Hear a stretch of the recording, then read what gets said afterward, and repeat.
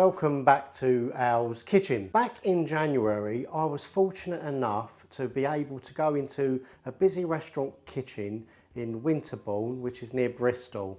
I really want to thank Assad for allowing me this opportunity, and I was there all evening during their service, watching them make curries for the customers outside. It was a really extraordinary evening, full of insight, lovely fragrances and beautiful curries at the end. Anyway, today the recipe is going to be a lovely dish that's unique to this restaurant, and it's called Bombay Flame. It's a hot curry which can be Madras hot, Vindaloo hot or Phal hot. Today I'm going to be preparing the Madras hot version of this curry, but not before you've seen the footage in the restaurant. Check out the video. So now we're going to do something that's unique to this restaurant. It's called Bombay Flame. Yeah, Bombay Flame. Wow.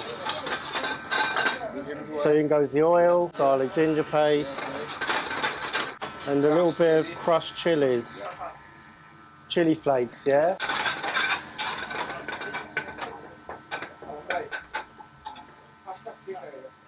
Wow, this is going to be very spicy, isn't it? So different chilies give you different burn.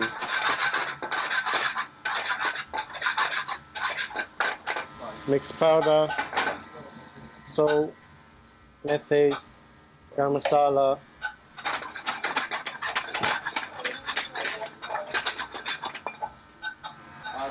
boon onions, red sauce, red tomato sauce, a lime, a nice bit of zing from the lime,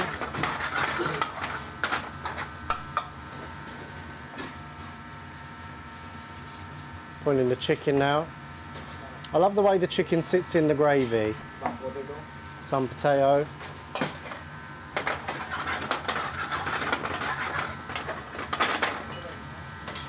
It's looking intense already.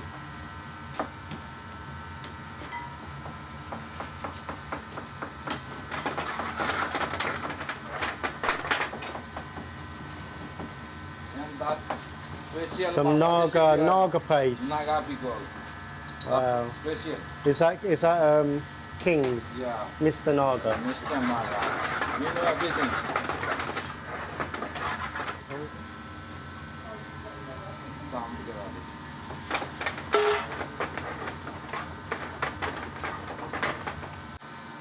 Some fresh cherry tomatoes.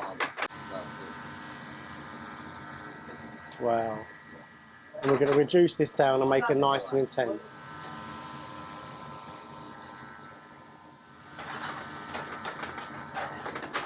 Caramelising the sauce now, isn't it?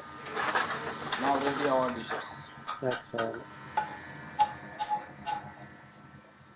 So there we go, Bombay Flame.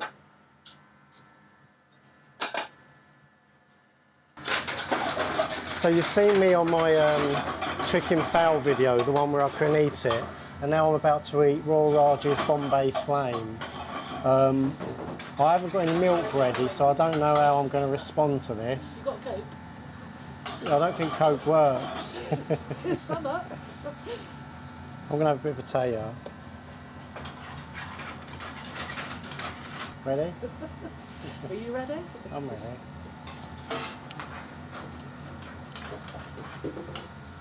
Wait a minute. Do you want milk? Milk? Sorry. Water? I can taste the lime. It's very tasty though. Huh? Yeah, because you can taste the other flavours. But I can taste the lime. It's very singy. There's an orchestra playing on my tongue, all the different chilies that have been used. I've got the Mr. Naga, the flakes, the powder.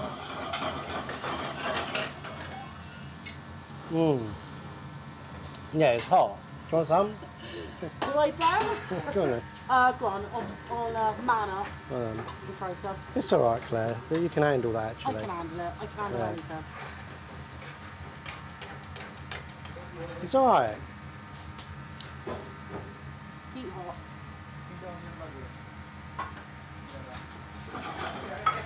It's all right, isn't it? I mean, it's starting to burn my throat now. Yeah, in the beginning, you don't feel the chilies, but They're going to keep firing, yeah. It goes up, definitely. So the Bombay Flame certainly ignited. Very tasty. I'd actually order it myself. It's probably the naga. The naga Yeah. pickled it. Yeah, that's very warm, isn't it? Oh God, that is hot. Such a whipping. It's still hot. It's not cooling down, it's going up. Still. See with it, but you don't do it. Yeah, that's a flame. It's a flame. Well, what did you think of that? That was lovely. I tell you, we ate so many curries. It was unbelievable. And at the end of the evening, I and Claire went out to the front and we had this big banquet of food. It was absolutely amazing. Anyway, let's get on with this week's curry, the Bombay Flame that you've just witnessed in the restaurant. But before we start, I'm not drinking any alcohol this week, just good old plain tap water. You'll have to excuse the colour though. I've got rust in the taps. For some reason, it's coming out a little bit gold and a bit rusty. I love paying my water bill when it tastes like that. Anyway, so let's cut to the ingredients for the Bombay Flame. Right, so what we've got in this lovely recipe, I have 2 heaped tablespoons of ginger and garlic paste. I made this fresh in the little mini blitzer. You can use the frozen kind. Don't use shop bought jarred or paste that contain preservatives. They will ruin your curry. Here I have a teaspoon of hot chili flakes, a 1/4 teaspoon of salt, a teaspoon of kasuri methi, a 1/4 teaspoon of garam masala, a tablespoon of mixed powder. If you haven't got any mixed powder, use mild Madras curry powder. Here I have 1 small potato that's been pre-boiled. Do you know what? You could leave that out if you couldn't be bothered to do the potato. And I have 3 cherry tomatoes sliced.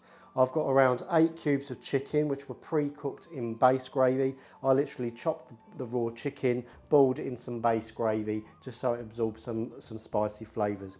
We're going to be using 2 teaspoons, I'm going to use 2 heaped teaspoons of Mr. Naga. And I have 1 small onion or half a medium onion diced. Now in the restaurant with the onions, they use something called Boona onions, and what it is they slice up the onion and they will pre-fry them in a little bit of mixed powder just to soften them up so that they're just ready to go in the pan and you just cook them in extra quick time. Obviously we're at home, so we're not pressured for time, so you don't really have to do that. You could blanch them in some water just to get the process of cooking started if you wanted. I've got some fresh coriander for garnish. And also I've got 2 tablespoons of tomato puree, and I've mixed that with some water just to dilute it. Don't worry about ratios, it literally is to dilute it so that it pours in nice and easy and it doesn't go in dollops. I've also got a little small piece of lemon here. Now the chef in the restaurant did use lime. Don't have any lime, use lime if you can get it, but instead I'm just using a very small piece of lemon. We're going to be using a splash of Worcester sauce and also a splash of lemon sauce. Right, let's get started. I'm going to be doing this at Madras heat. If you wanted to make it Vindaloo heat, what you would add to these ingredients is maybe a teaspoon or more of extra hot chili powder. If you wanted to go to the Phal, you would maybe add the extra hot chili powder. You'd also use some more Mr. Naga. Regarding the heat of this curry, you make that decision at home according to your taste. I like lovely flavoursome curries, medium hot. I don't always go for the hot ones. You've seen in my previous videos, I usually get Big John over to taste the nice hot ones. He's not available today. His gallstones are playing up. I did ask him. So first of all, we want to add our vegetable oil. Get that nice and warmed through. Okay, so the first thing we're going to do is throw in our garlic and ginger paste. Use the back of the spoon. Just fry that out. All we want to do with the garlic and ginger is just mellow out those sharp flavours and soften it up. Right, so next we're going to add in the chilli seeds or the chilli flakes, and you're going to see the oil slightly change colour as the heat and flavour comes out of those flakes.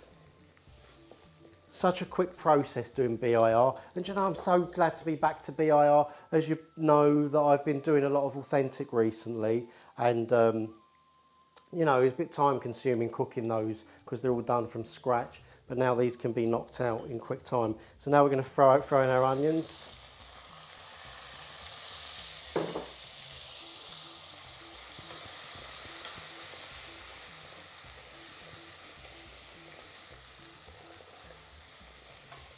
Do you like the way I'm using my high-sided wok so that I can reduce the amount of mess I create? Because, you know, I usually have to mop the floor after this.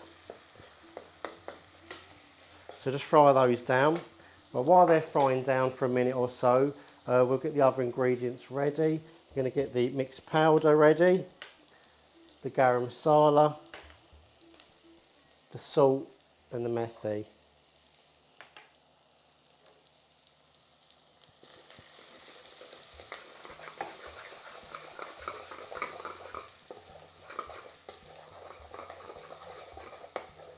You can turn these curries out really quickly when you know how.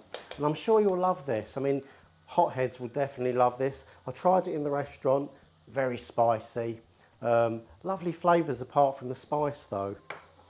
Okay, so now they're all softened down. I'm going to throw in the mixed powder, the garam masala, the salt and the methi.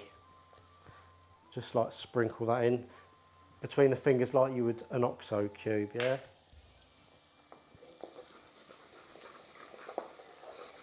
Right, we're going to fry those spices out for about 20-30 seconds.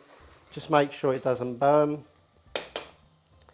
Right, now we're going to go in with the tomato paste. Just a little tip, if you find that curries that you've been making with tomato paste make the curry taste quite acidic and strong in the tomato flavour, you can blend a tin of tomatoes, boil them down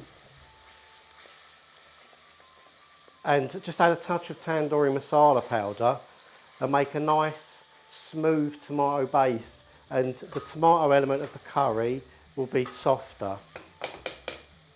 So there we go, there's our masala base. Right, now I'm going to throw in the chicken.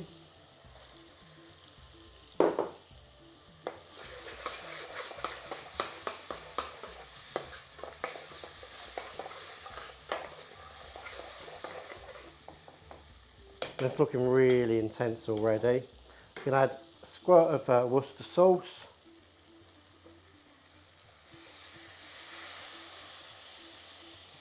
A squirt of lemon.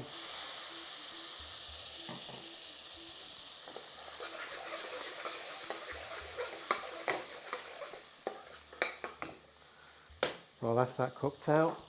Well, we're going to add 2 ladles of base gravy.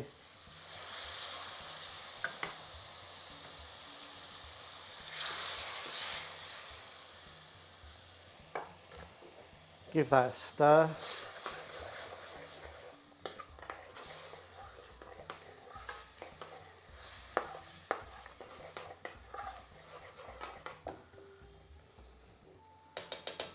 See how quick that was? Absolutely amazing. You can knock out curries this quick with the base gravy ready. Right, this Mr. Naga, look, nearly gone. We're adding I'm going to add 2 heaped teaspoons of Mr. Naga. You can also use Vicky's Naga or any Naga pickle or paste you can get your hands on. The main thing is that it's got the Naga chilli in it. You can add a pinch of coriander. Throw in the tiny piece of lemon.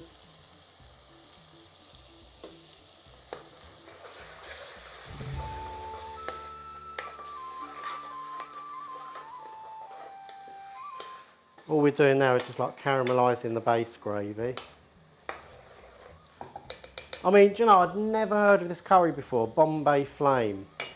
I mean, the name pretty much describes what's going to happen the morning after you eat this curry, to be honest, when you're in like your WC. Right, let's throw in the potato and those cherry tomatoes.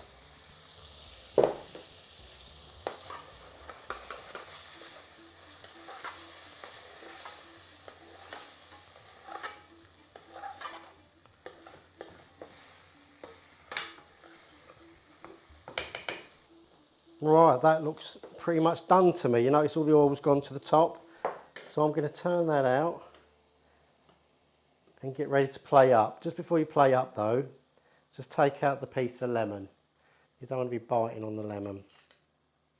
Right, look at this. Isn't that amazing? What I'm going to do is I'm going to build the curry from the inside out, and then I'm going to shake the bowl just to level it out. With every video, you're going to get loads of little tips like that. So make sure you subscribe and like the channel. And if you've made any of my curries, you have requests for new ones, and you like the content that you've seen, don't forget to like and subscribe and comment. All those things really help.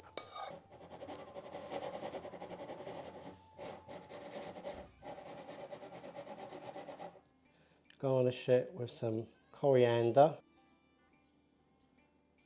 Good cooking, it's all in the detail. Well, so now it's time for the taste test. Oh no, it's really good. Oh my God, that is worthy of any restaurant. That is really good. Where's John when you need him, eh? I'll tell you, this would be even better with chicken tikka. For the summer, make sure you're getting your tikka in this. That is absolutely top. Thank you, Asad. Thank you, the chefs at the Royal Raj. Listen, I'll be back very soon. The next dish on the menu is going to be a chicken rajeshwari, another recipe from the restaurant. You'll see it only on Al's Kitchen. Like, subscribe.